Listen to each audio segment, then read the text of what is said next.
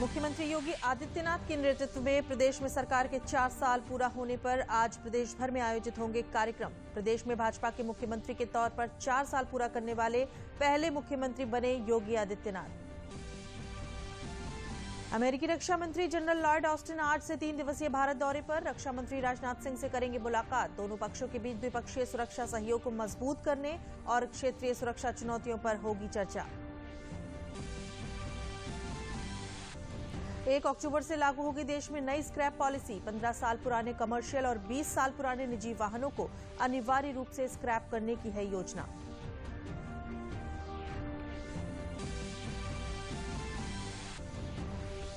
और देश में बढ़ते कोरोना संक्रमण मामलों के चलते कई जगहों पर कड़ाई से निर्देश। प्रदेश में मुख्यमंत्री योगी आदित्यनाथ ने कहा, टेस्ट, ट्रेसिंग और ट्रीटमेंट के मंत्र से करेंगे मुकाबला। नमस्कार, मैं हूं अलका सिंह और अब समाचार विस्तार से।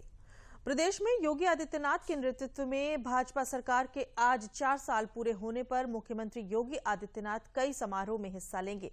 सबसे पहले आज लोक भवन में प्रेस वार्ता करेंगे। इसके बाद अवध शिल्प ग्राम में एक कार्यक्रम का आयोजन किया गया है।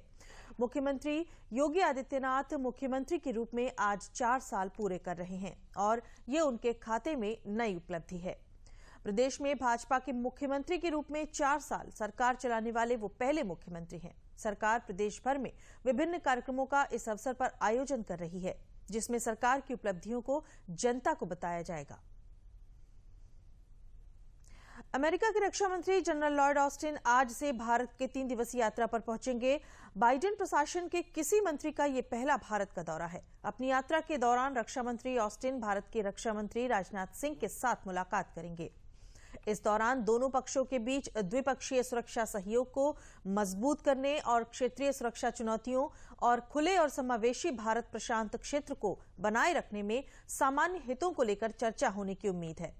अमेरिकी रक्षा मंत्री की पहली विदेश यात्रा में भारत को शामिल करना दोनों देशों के बीच मजबूत रणनीतिक साझेदारी को दर्शाता है। प्रधानमंत्री नरेंद्र मोदी ने नीदरलैंड के पीएम मार्क रट को चुनाव जीतने पर बधाई दी है। उन्होंने ट्वीट किया कि मित्र मार्क रट को नीदरलैंड के संसदीय चुनावों में सबसे बड़ी पार्टी का नेतृत्व करने के लिए हार्दिक बधाई। नीदरलैंड की नई सरकार के साथ बहुपक्षीय और व्यापक सहयोग को और गहरा करने की आशा करता हूं। पुराने वाहनों के बढ़ते प्रदूषण और सुरक्षा की चिंताओं को दूर करने के लिए सरकार गाड़ियों की स्क्रैप पॉलिसी सामने लेकर आई है। ये पॉलिसी 1 अक्टूबर 2021 से लागू होगी, जिसमें 15 साल पुराने कमर्शियल और 20 साल पुराने निजी वाहनों को अनिवार्य रूप से स्क्रैप करने की योजना है। इन नियमों को चरणबद्ध तरीके से लागू किया जाएगा। इस पॉलिसी से न सिर्फ प्रदूषण को कम करने में मदद मिलेगी, बल्कि नए वाहनों के आने से सड़क सुरक्षा भी बढ़ेगी। इस पॉलिसी से देश में 10,000 करोड़ रुपए के निवेश का सस्ता रास्ता खुलेगा, तो हजारों रोजगार के अवसर भी पैदा होंगे। वाहन उद्योग और पुरानी गाड़ी की जगह नई गाड़ी लेने वाले लोगों के लिए अच्छी खबर आई है। पीएम मोदी के नेतृत्व में केंद्र सरकार ने प्रस्तावित नई स्क्रैप नीति का ऐलान किया है। गौरतलब है कि इस साल के आम बजट में वाहन स्क्रैप की नीति लाने की बात कही गई थी। गुरुवार को संसद के दोनों सदनों में केंद्रीय मंत्री नितिन गडकरी ने वाहन कबाड़ नीति की घोषणा की। इस नीति के मुताबिक निजी वाहनों को 20 साल और वाणिज्यिक वाहनों को 15 साल बाद फिटनेस परीक्षण कराना जरूरी होगा। इसके लिए पुराने वाहनों को ऑटोमेटेड सुविधा केंद्रों पर फिटनेस और प्रदूषण जांच को अनिवार्य किया गया है। ये ऑटोमेटेड फिटनेस केंद्र देश भर में खोले जाएंगे। पुराने वाहन फिट वाहनों की तुलना में 10 से 12 गुना अधिक प्रदूषण और हवा को प्रदूषित करते हैं और सड़क सुरक्षा के लिए भारी जोखिम है। यहाँ एक ऐसी विन विन पॉलिसी होगी जिससे कि न केवल पुराने वाहनों को स्क्रैप करने का प्रोत्साहन मिलेगा, बल्कि नए वाहनों को खरीदने के लिए सामान्य जनमानस को आर्थिक सहूलत भी मिलेगी। स्क्रैपिंग पॉलिसी है, ये एक ऐसी परिस्थिति निर्माण करेगी जिससे scrapping centres, automobile industry, component industry और सामान्य लोगों को इसका फायदा होगा। इसके तहत वाहन निर्माताओं को खरीदारों को 5% की छूट देने की सलाह दी गई है। पुराने वाहन में कबाड़ में बेचने पर गाड़ी के शोरूम कीमत का करीब 4 से 6% पैसा देने की बात कही गई है। पुराना वाहन कबाड़ में देने के बाद नया वाहन खरीदने वालों को राज्य सरकारों से रोड टैक्स पर छूट की सलाह भी दी गई है। इसके साथ ही स्क्रैप सर्टिफिकेट सर्टिफिकेट दिखाने पर रजिस्ट्रेशन शुल्क को माफ किए जाने का जिक्र भी इस नीति में किया गया है। उसमें व्हीकल मैन्युफैक्चरिंग कॉस्ट भी कम होगी और वाहन के मालिक को व्हीकल का स्क्रैप मूल्य जो लगभग 4 से 6% होता है वो भी मिलेगा एवं स्क्रैपिंग सर्टिफिकेट भी मिलेगा।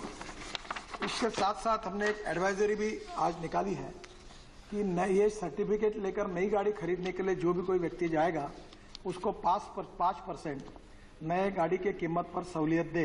इस प्रकार की एडवाइजरी भी भारत सरकार से हमने उनको दी है। इससे लोगों को नए वाहनों को खरीदने के लिए प्रोत्साहित होंगे, जिसमें ऑटोमोबाइल सेक्टर की सेल्स और बढ़ेगी।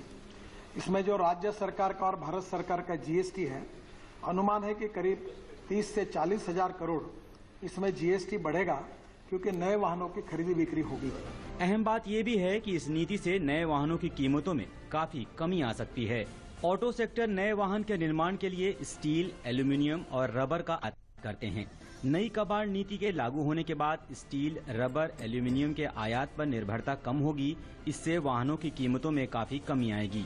तो मुझे लगता है कि ये सबसे ज्यादा रोजगार देने वाली इंडस्ट्री है, तो इसके कारण हमारा एक्सपोर्ट भी बढ़ेगा और काफी फायदा होगा।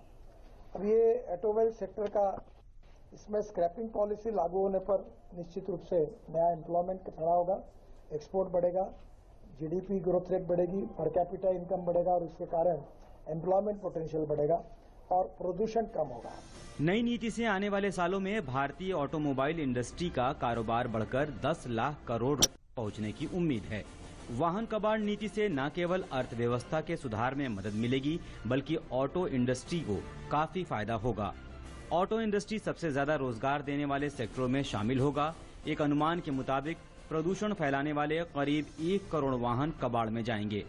केंद्रीय मंत्री नितिन गडकरी ने बताया कि सरकार पेट्रोल, डीजल पर निर्भरता कम करने के लिए भी काम कर रही है और इलेक्ट्रॉनिक वाहनों को बढ़ावा दे रही है। गौरतलब है कि वैश्विक पुनर्चक्रण दिवस के मौके पर सरकार ने एक ऐसा कदम उठाने की घोषणा की है जो देश के विकास में मील का पत्थर साबित होगा। मुख्यमंत्री योगी आदित्यनाथ कल कन्या विवाह सहायता योजना के अंतर्गत 3500 से अधिक कन्याओं के सामूहिक विवाह कार्यक्रम में शामिल हुए और सभी नवदंपतियों को शुभकामनाएं दी। ये कार्यक्रम उत्तर प्रदेश भवन एवं अन्य सन्निर्माण कर्मकार कल्याण बोर्ड के द्वारा आयोजित किया गया था। इस अवसर पर मुख्यमंत्री योगी आदित्यनाथ ने कहा कि पिछले 4 सालों में प्रदेश सरकार ने लोक कल्याण के लिए अनेक कार्यक्रम आयोजित किए हैं। पीएम नरेंद्र मोदी के मार्गदर्शन में भारत सरकार की योजनाओं को आम जन तक पहुंचाने और लोगों के जीवन में व्यापक परिवर्तन लाने का प्रयास किया गया है।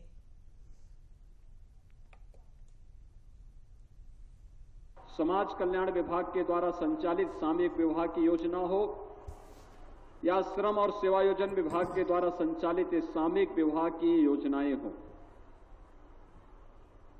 बड़े संख्या में अभी पिछले दिनों जब हम लोग मुरादाबाद में गए थे तो मैं मुरादाबाद के दौरे के दौरान इस बात को देखा था। 2700 जोड़े उस समय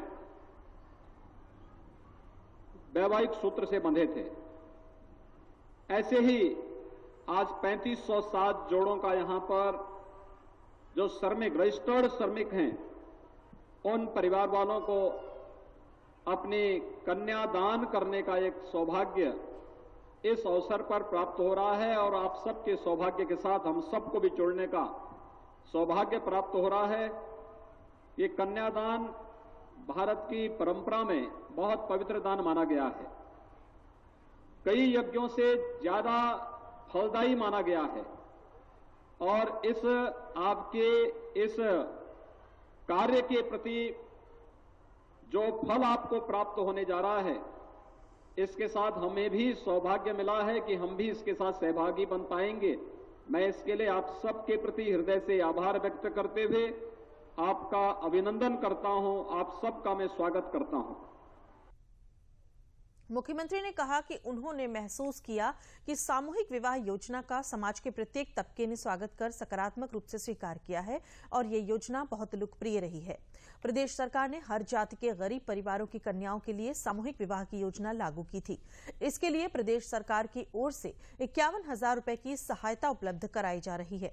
अब तक लगभग 1.75 लाख कन्याओं की शादी मुख्यमंत्री सामूहिक विवाह योजना के अंतर्गत संपन्न हुई है। मुझे याद है जब मैंने समाज कल्याण विभाग के द्वारा गरीब कन्याओं की शादी के लिए सामूहिक विवाह की योजना लागू की थी। हमने उसमें ये कहा था कि कोई भी जाति की कन्या है, अगर सामूहिक विवाह के उस आयोजन के साथ वह परिवार सहमत है तो सरकार इसमें पूरा सहयोग करेगी, पूरा उसमें खर्चा उठाएगी। इस समय 51,000 रुपये हम मुख्यमंत्री सामूहिक विवाह की योजना में उन गरीब परिवारों को उपलब्ध करवाते हैं। उस समय विपक्ष के लोगों ने इस पे उंगली उठाई थी। उन्होंने कहा था कि एक कन्या का अपमान है, गरीब का अपमान है।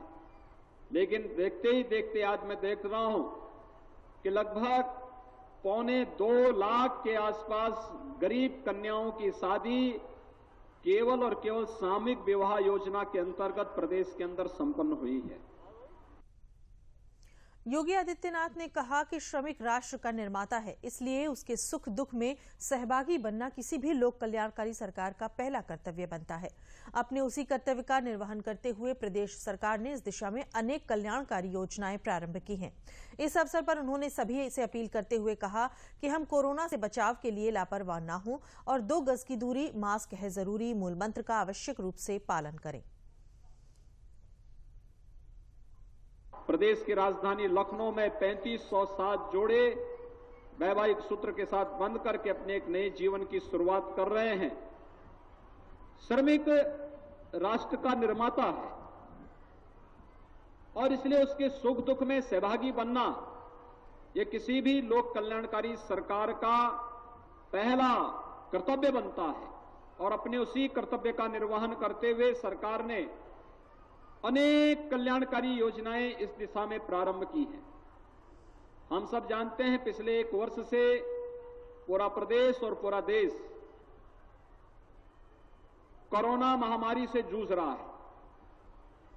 मेरी आप सबसे अपील होगी, यहां पर आप एक पवित्र मांगलिक कार्यक्रम के साथ जुड़े हैं, लेकिन हमें कोरोना से अभी पूरी तरह ऐसे उन्मुक्त वातावरण में नहीं घूमना है कि हम लापरवाह हो जाएं।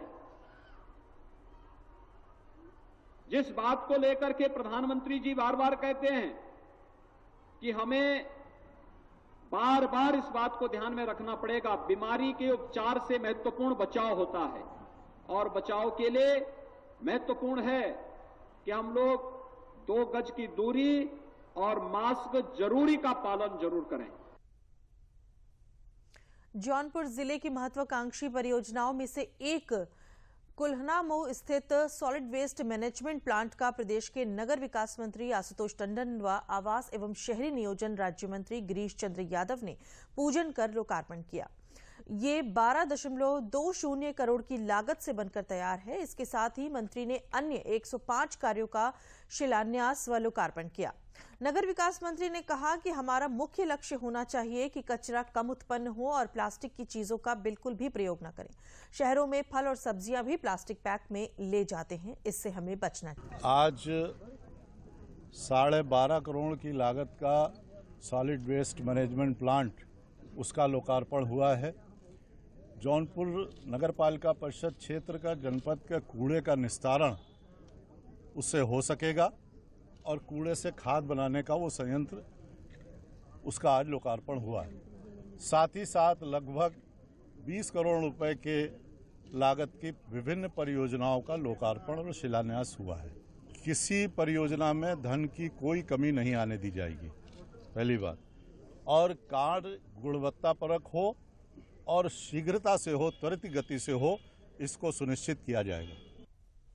उत्तर प्रदेश कौशल विकास मिशन, क्षेत्रीय सेवा योजन कार्यालय, राजकीय औद्योगिक प्रशिक्षण संस्थान और IIMT विश्वविद्यालय मेरठ के संयुक्त तत्वाधान में कल वृहद रोजगार मेला एवं नियुक्ति पत्र वितरण समारोह का आयोजन किया गया। कार्यक्रम के मुख्य अतिथि कौशल विकास मंत्री कपिल देव अग्रवाल ने चयनित अभ्यर्थियों को नियुक्ति पत्र वितरित किए। उन्होंने बताया कि प्रदेश सरकार हुनर के हिसाब से लोगों को कौशल विकास का प्रशिक्षण देकर रोजगार उपलब्ध करा रही है। प्रदेश के सभी जिलों में रोजगार मेले लगाए जा रहे हैं, जिनमें नेशनल इंटरनेशनल कंपनियों को बुलाकर बेरोजगारों को रोजगार दिया जा रहा है। वहीं चयन के बाद लाभार्थियों ने भी रोजगार मिलने पर प्रदेश सरकार का आभार व्यक्त किया।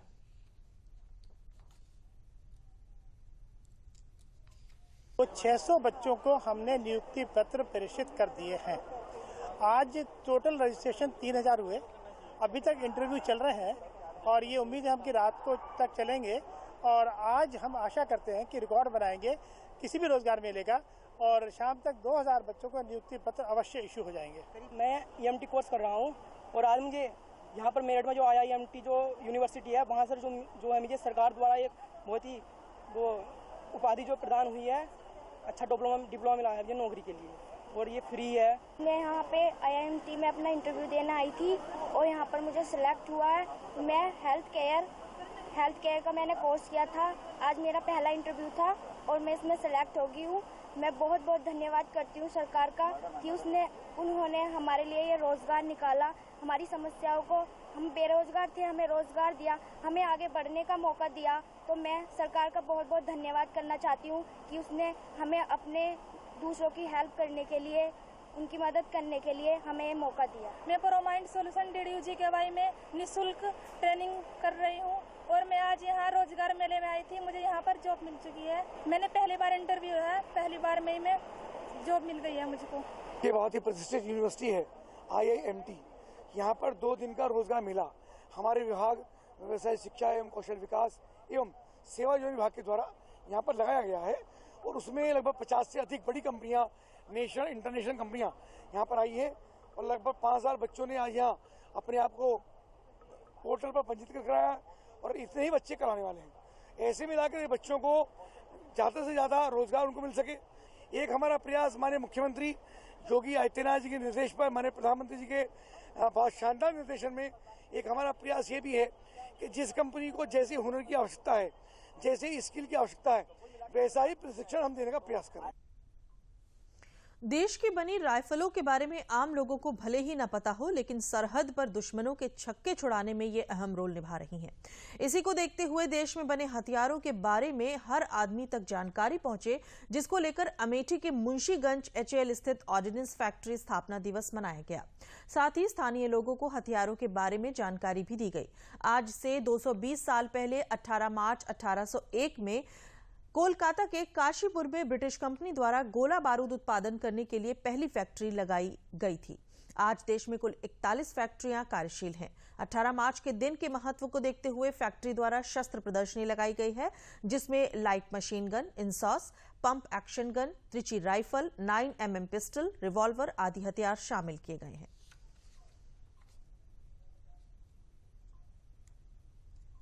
आज हम लोगों का एग्जीबिशन है। एग्जीबिशन का पर्पज़ ये है कि ताकि जो हमारे परिवार जो ऑर्डिनेंस फैक्ट्री के अंदर नहीं जा सकते वो देख सकें कि क्या क्या यहाँ पे हम लोग प्रोडक्ट बनाते हैं और प्रोडक्ट बना के हम किस तरीके से इंडियन आर्मी को कंट्रीब्यूट करते हैं।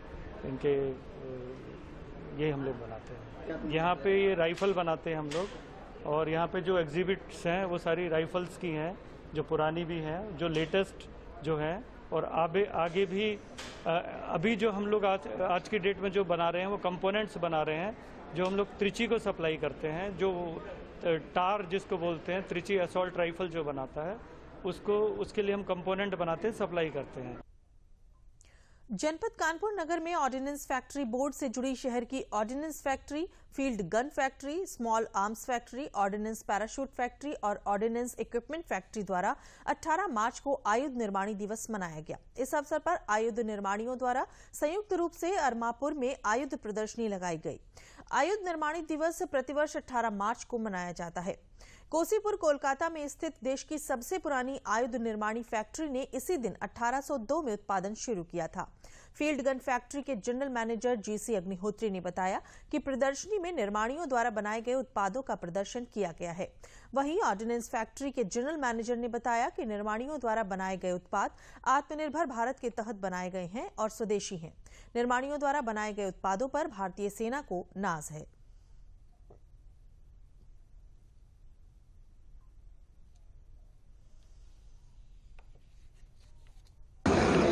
इस एग्जीबिशन में जो खास हैं वो हमारे नए प्रोडक्ट्स हैं, जिसके ऊपर मतलब हमें तो नाज है और हमारी भारतीय सेना को भी नाज है, क्योंकि ये स्वदेशी है और आत्मनिर्भर भारत के तहत ये सारे 155 मिलीमीटर कैलिबर के गन्स हैं। इसमें मुख्यतः हमारा सारंग धनुष सिस्टम, सारंग गन सिस्टम है और दूसरा वो धनुष गन सिस्टम है।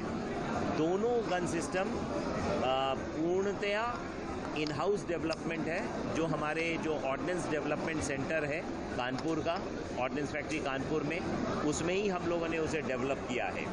और अभी तक हम उसके प्रोटोटाइप ही बनाए थे, लेकिन इस साल से हम लोगों ने इसको डिलीवर भी करना शुरू किया है। तो ये जो सारंग हम लोगों ने 50 इस बार सेना को डिलीवर करना था, जिसमें से 30 नंबर हम लोगों ने डिलीवर कर दिया है और आगे 10-12 दिनों के अंदर में बचे हुए जो 20 हैं वो भी डिलीवर हो जाने की संभावना है। ये जो प्रदर्शनी लगी हुई है, इसमें आदमापुर स्थित तीनों आयुध निर्माणियों ने अपने अपने प्रोडक्ट्स का प्रदर्शन किया है। फील्ड गन फैक्ट्री कानपुर ने यहाँ पर इस बार Indian field gun 105 mm gun का जो ओवरहॉल इसी साल संपन्न किया गया है, उसको प्रदर्शित किया है।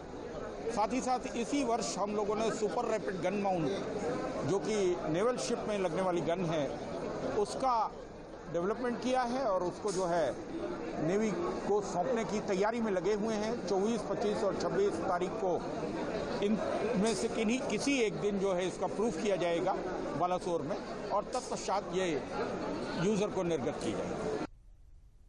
मंडलायुक्त मुरादाबाद मंडल आंजनेय कुमार सिंह ने रामपुर में पहाड़ी गेट स्थित हस्तशिल्प सामान्य सुविधा एवं प्रशिक्षण केंद्र परिसर में एम्पोरियम हस्तकला सुगंधोत्सव मेले का शुभारंभ किया। इसके बाद रामपुर के स्थानीय उत्पादों के साथ साथ प्रदेश के विभिन्न जनपदों के स्थानीय उत्पादों के स्टॉलों का जायजा लिया और हुनरमंद लोगों से उनके उत्पाद की विशेषताओं के बारे में बातचीत की। इसके बाद उन्होंने जनपद में पूर्व में आयोजित हुनर हाट के दौरान वॉल पेंटिंग करके रामपुरी विरासत, स्थानीय उत्पाद एवं विभिन्न प्रकार की पेंटिंग्स के माध्यम से अपनी कला का प्रदर्शन करने वाले अध्यापक, अध्यापिका एवं छात्राओं को पुरस्कृत किया। इस अवसर पर मंडलायुक्त ने कहा कि रामपुर के हुनर को नई पहचान देने में रामपुर एम्पोरियम बेहद महत्वपूर्ण स्थल साबित होगा। सोच रहे हैं हस्तशिल्प कला के जो कारीगर हैं, हुनरमंद हैं, उनको सीधे मार्केट से जोड़ने की और उनको ज़्यादा से ज़्यादा उस माध्यम से रोज़गार विकसित करने की। तो उसमें हस्तशिल्प कला केंद्र यह काफ़ी पहले से बना हुआ था, इसका इस्तेमाल नहीं हो रहा था। कुछ समय पहले इसकी शुरुआत की गई थी और अब एक हस्तशिल्प कला का पूरा मेला लगाकर और एक उसमें जो सुगंधोत्सव के तौर पर जो हमारे हॉर्टिकल्चर के प्रोडक्ट्स हैं उनको भी शामिल करके एक मिक्स प्रयास किया गया है, मिला जुला साझा प्रयास है कि जो हस्तशिल्प कला केंद्र भी हस्तशिल्प कला केंद्र के माध्यम से हस्तशिल्प कला को भी बढ़ावा मिले और साथ ही जो नए दिशा में प्रयास हो रहे हैं कृषि के क्षेत्र में उसको भी गति मिले। राम मंदिर निर्माण के साथ फिल्म जगत का अयोध्या के प्रति रुझान बढ़ता जा रहा है। ऐसा ही नजारा उस समय देखने को मिला जब अपनी आने वाली फिल्म राम सेतु के मुहूर्त के लिए खुद अभिनेता अक्षय कुमार रामलला के दरबार में पहुंचे। अभिनेता अक्षय कुमार के साथ अभिनेत्री जैकलीन फर्नांडिस भी मौजूद रहीं। अक्षय कुमार ने रामलला के दरबार में पहुंचकर उनका आशीर्वाद लिया। उन्होंने विधि विधान से पूजा पाठ कर फिल्म राम सेतु का मुहूर्त किया। अभिनेता अक्षय कुमार को देखने के लिए राम की पैड़ी पर प्रशंसकों का हुजूम उमड़ पड़ा। अयोध्या में लगभग 2 घंटे बिताने के दौरान अभिनेता अक्षय कुमार राज सदन गए, जहां उन्होंने श्री राम जन्मभूमि तीर्थ क्षेत्र ट्रस्ट के सदस्य व राजा अयोध्या विमलेंद्र मोहन प्रताप मिश्र से मुलाकात की। राज सदन पहुंचने पर अक्षय कुमार व जैकलीन फर्नांडिस का भव्य स्वागत हुआ। इस दौरान उन्हें स्मृति चिन्ह व अंग वस्त्र भेंट किया गया। कोविड के नए मामलों की बढ़ोतरी के चलते अमृतसर में रात्रि कर्फ्यू लागू हो गया है। अहमदाबाद में आज से रात्रि कर्फ्यू को 1 और घंटे के लिए बढ़ा दिया गया है। अब नाइट कर्फ्यू रात 10 बजे की जगह रात 9 बजे से सुबह 6 बजे तक लागू रहेगा। अहमदाबाद में सभी मॉल्स और मल्टीप्लेक्स को बंद रखने का फैसला किया गया है। इस बीच 21 मार्च से 31 मार्च के बीच महाराष्ट्र से आने वाली बसें मध्य प्रदेश में प्रवेश नहीं कर पाएंगी। कोरोना के बढ़ते मामलों के चलते ये फैसला लिया गया है। देश में अब तक 3.89 करोड़ से अधिक कोविड-19 टीके की खुराक दी जा चुकी है। कल शाम 7 बजे तक 17.83 लाख लोगों का टीकाकरण हुआ है। देश के कुछ राज्यों में फिर से कोरोना के बढ़ रहे मामलों ने चिंता पैदा कर दी है। जिस तरह से अभी तक भारत ने कोविड के खिलाफ कामयाब लड़ाई लड़ी है, उसकी मिसाल पूरी दुनिया में दी जाती है। जांच, इलाज और टीकाकरण हर मोर्चे पर दुनिया भर में भारत ने अपना लोहा मनवाया है। एक समय देश में प्रतिदिन कोरोना के मामले 10,000 भी कम और मृत्यु की संख्या 100 से भी कम आ गई थी, लेकिन अब एक बार फिर से कुछ राज्यों में बढ़ते मामलों की वजह से एक दिन में आने वाले मामले की संख्या 35,000 के पार जा चुकी है, जिनमें से 23,000 से भी ज्यादा मामले सिर्फ महाराष्ट्र से आए हैं। 8 राज्यों में दैनिक आधार पर कोरोना में लगातार बढ़ोतरी देखी जा रही है। ये राज्य हैं महाराष्ट्र, तमिलनाडु, पंजाब, मध्य प्रदेश, दिल्ली, गुजरात, कर्नाटक और हरियाणा। बढ़ते मामलों को रोकने के लिए राज्यों में नए प्रतिबंध लगाए जा रहे हैं। डरने की जरूरत नहीं है, हम मुकाबला करेंगे, लेकिन सावधान रहने की जरूरत है। हम कोरोना हर हालत में कंट्रोल करेंगे, लेकिन बिना प्रदेशवासियों के संभव नहीं, और उसके लिए मुझे आपका सहयोग चाहिए। मास्क लगाना ही है। जिन 10 जिलों में 10 बजे दुकान बंद होना है, मतलब होना है। प्रधानमंत्री ने वीसी लिया था, जिसमें सभी राज्यों के मुख्यमंत्री ने अपनी अपनी बात रखी थी। उत्तर प्रदेश से हम और हमारे वरिष्ठ मंत्री सुरेश खन्ना जी भी साथ में बैठे थे और इस पर चिंता व्यक्त की थी। जो राज्यों में जितना केसेस निकल रहा था, उन तरफ से जो रणनीति उन्होंने अख्तियार किया है और जिस तरह से उनको कंट्रोल करना, उस तरह से उन्होंने अपनी बातें कही थी। लास्ट में प्रधानमंत्री ने अपने सुझाव दिए थे, ज़्यादा करके RT-PCR को बढ़ाने के लिए फोकस टेस्टिंग हम लोग पहले से ही कर रहे हैं और कुछ इस तरह के वेस्टेज, वैक्सीन का वेस्टेज मिनिमाइज करने के लिए, इसके लिए उनके कुछ जो सुझाव थे, तो उसको हम लोग प्रयास कर रहे हैं कि उसको लागू करेंगे। राज्य हमारा बिल्कुल अभी कंट्रोल्ड स्थिति में है और इसको और मजबूती से कैसे ये बने रहे, इसकी हम काम में अब आगे बढ़ेंगे ताकि ये संक्रमण अधिक से अधिक हम लोग उसको रोक पाए। कई राज्यों में मास्क नहीं लगाने वालों पर जुर्माना भी लगाया जा रहा है।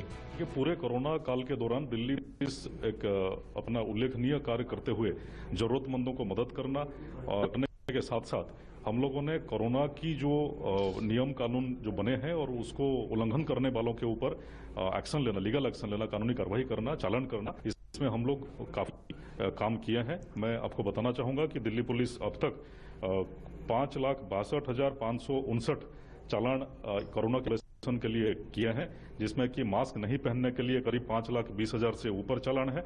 सोशल डिस्टेंसिंग नहीं मेंटेन करना या थूकना इत्यादि जो भी उल्लंघन है, वो तमाम के ऊपर हमने कार्रवाई किया है और लगातार किया जा रहा है। हालांकि भारत में कोरोना के खिलाफ जारी जंग में सरकार के बेहतरीन प्रयासों के जरिए सफल परिणाम भी सामने आ रहे। खेल की खबरों में भारतीय क्रिकेट टीम ने 5 मैचों की सीरीज के चौथे T20 मैच में इंग्लैंड को 8 रन से हरा दिया। इस जीत के साथ भारतीय टीम ने सीरीज में 2-2 की बराबरी कर ली है। भारत की ओर से रखे गए 186 रन के लक्ष्य का पीछा करने उतरी इंग्लैंड की टीम 8 विकेट पर 177 रन ही बना सकी। भारत की ओर से शार्दुल ठाकुर ने 3 विकेट लिए, जबकि राहुल चाहर और हार्दिक पांड्या ने 2-2 विकेट लिए। 5वां और आखिरी T20 मैच कल इसी ग्राउंड पर खेला जाएगा। और अब अंत में प्रमुख समाचार एक बार फिर। मुख्यमंत्री योगी आदित्यनाथ के नेतृत्व में प्रदेश में सरकार के 4 साल पूरा होने पर आज प्रदेश भर में आयोजित होंगे कार्यक्रम। प्रदेश में भाजपा के मुख्यमंत्री के तौर पर 4 साल पूरा करने वाले पहले मुख्यमंत्री बनेंगे योगी आदित्यनाथ। अमेरिकी रक्षा मंत्री जनरल लॉयड ऑस्टिन आज से 3 दिवसीय भारत के दौरे पर। रक्षा मंत्री राजनाथ सिंह से करेंगे मुलाकात। दोनों पक्षों के बीच द्विपक्षीय सुरक्षा सहयोग को मजबूत करने और क्षेत्रीय सुरक्षा चुनौतियों पर होगी चर्चा। 1 अक्टूबर से लागू होगी देश में नई स्क्रैप पॉलिसी। 15 साल पुराने कमर्शियल और 20 साल पुराने निजी वाहनों को अनिवार्य रूप से स्क्रैप करने की है योजना।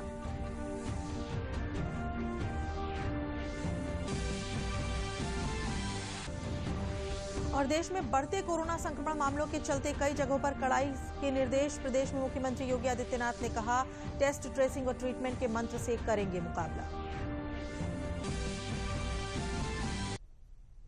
इसी के साथ समाचार समाप्त हुए। नमस्कार।